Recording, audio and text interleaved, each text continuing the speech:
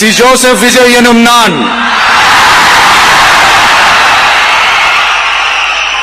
தமிழ்நாட்டு அரசின் முதலமைச்சர் என்ற முறையில் எனது கவனத்திற்குள்ளாவதும் தெரிய வருவதுமான எந்த பொருளையும்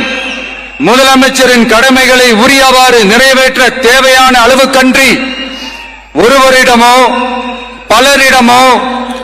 நேர்முகமாகவோ மறைமுகமாகவோ அறிவிக்கவோ வெளிப்படுத்தவோ மாட்டேன் என்று ஆண்டவன் மீது ஆணையிட்டு உறுதிமொழிகிறேன்.